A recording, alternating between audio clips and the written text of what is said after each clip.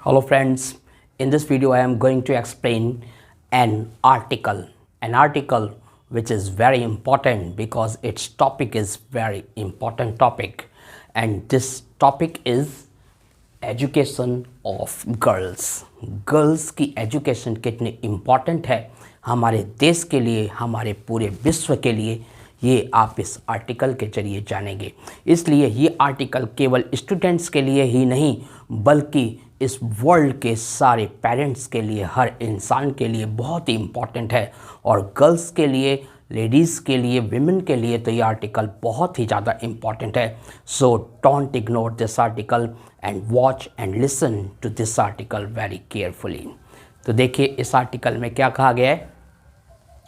It is a hard fact known to all that we remain behind in educating the girls. In the British regime, there used to be no more good arrangements for educating the girls.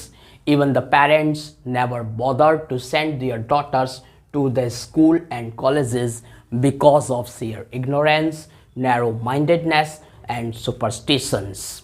Only a few girls could get proper education from high-up families.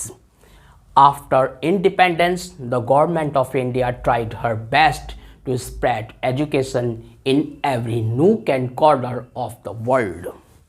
More separate schools and colleges were established for the girls. Consequently, a sea change occurred in our educational system. It is important to mention that the progress of a nation is entirely dependent on trained and educated mothers. When Napoleon was asked about the greatest need of France, he replied, "Nation's progress is impossible without trained and educated mothers. If she has no light, how she can light the lamp of the child?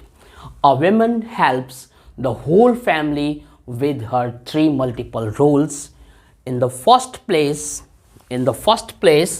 she is a good daughter. When she becomes adult, she is married to be a good wife. Then she becomes a good mother too.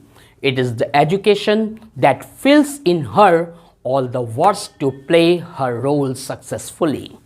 Education teaches her how she should work as a good daughter, wife, and a mother.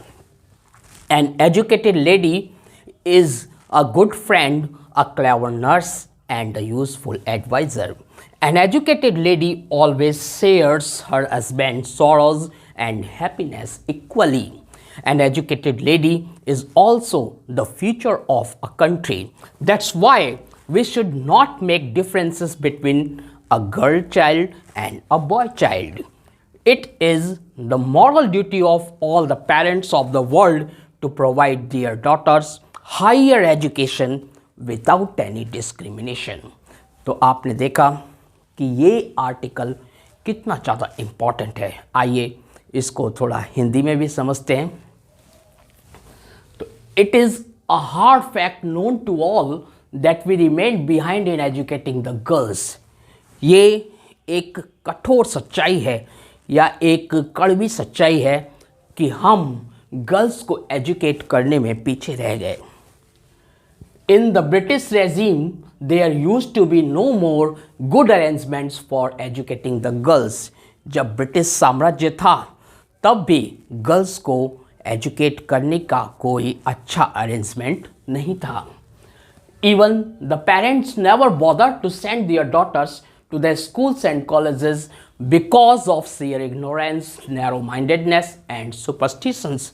यहाँ तक कि जो parents थे, माता पिता, वो भी अपनी बच्चियों को, अपने डॉटर्स को, अपनी पुत्रियों को स्कूल और कॉलेजेस में हायर एजुकेशन लेने के लिए नहीं भेजते थे। किस लिए? बिकॉज ऑफ नैरो माइंडेडनेस, अपने ओछेपन की सोच के कारण और अंधविश्वास के कारण और अज्ञानता के कारण। Only a few girls could get proper education from high up families. केवल बड़े बड़े परिवारों यानी काफ़ी अमीर और ऊंचे जो पढ़े लिखे लोग थे वही अपने बच्चों को, अपनी लड़कियों को स्कूलों में हायर एजुकेशन के लिए भेजते थे, कॉलेजों में। आफ्टर इंडिपेंडेंस के बाद, आज़ादी के बाद, the government of India tried her best to spread education in every nook and corner of the country.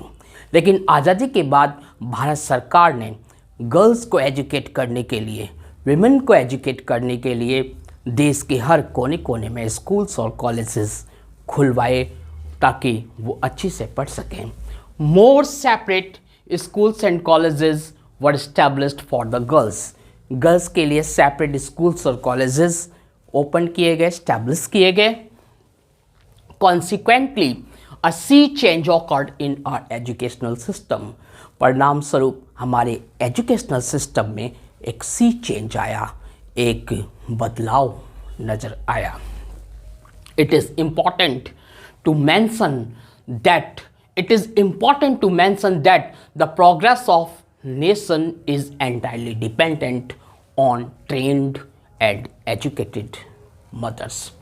ये बहुत ही इम्पॉर्टेंट है कि एक नेशन, एक राष्ट्र की जो प्रोग्रेस होती है, एक राष्ट्र की तरक्की होती है, वो एजुकेटेड मदर्स पे डिपेंडेंट होती है, एजुकेटेड और ट्रेंड माँओं पे निर्भर होती है।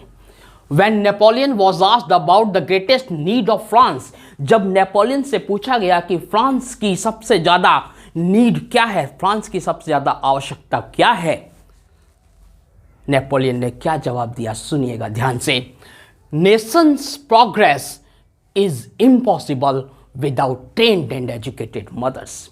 नेपोलियन ने कहा कि nation's progress is impossible without trained and educated mothers. राष्ट्र की प्रोग्रेस बिना ट्रेंड और एजुकेटेड मदर्स के इम्पॉसिबल है, असंभव है। If she has no light, how she can light the lamp of a child. अगर वो खुद ही लाइट नहीं रखेगी, यानी अगर उसके पास खुद ही ज्ञान नहीं है, तो वो अपने बच्चों को कैसे ज्ञान देगी। तो if she has no light, how can she light the lamp of the child. ये बात नेपोलियन ने कही। A woman helps the whole family with her 3 multiples role। एक वुमेन होती है, एक स्त्री, वो अपने 3 मल्टीपल रोल से अपने परिवार का पालन पोषण करती है। इन द फर्स्ट प्लेस, पहले स्थान पे, she is a good daughter, वह एक अच्छी पुत्री होती है। When she becomes adult, she is married to be a good wife, then she becomes a good mother too. और जब वो एडल्ट होती है तो वो एक अच्छी वाइफ बनती है और फिर अच्छी माँ। It is the education that fills her all the words to play her role successfully. और यह शिक्षा ही है, यह ज्ञान ही है जो एक माँ के अंदर या एक स्त्री के अंदर क्या करता है, उसके भूमिकाओं को सही तरीके से निभाने के लिए उसके अंदर योग्यता बढ़ देता है। Education teaches her how she should work as a good daughter, wife and a mother।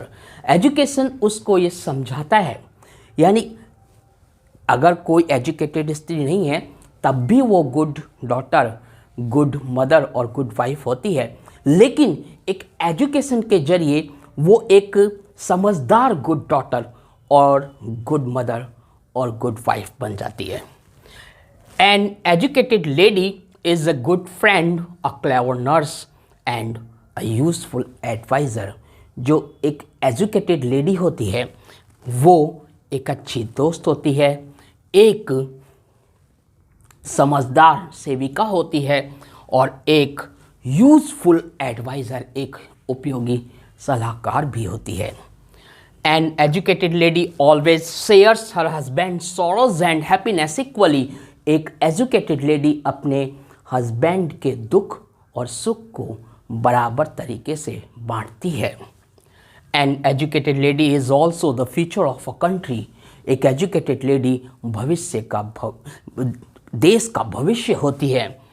That's why, इसीलिए we should not make differences between a girl child and a boy child. इसीलिए हमें एक गर्ल चाइल्ड और एक boy child के बीच में कोई differences नहीं करना चाहिए। It is the moral duty of all the parents of the world.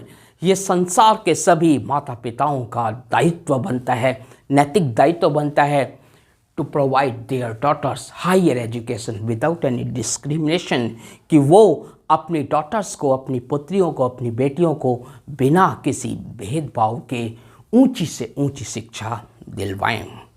I hope you will like this article very much, and this article is very educating article and also very important article. So learn this article and try to understand what is being said in this article.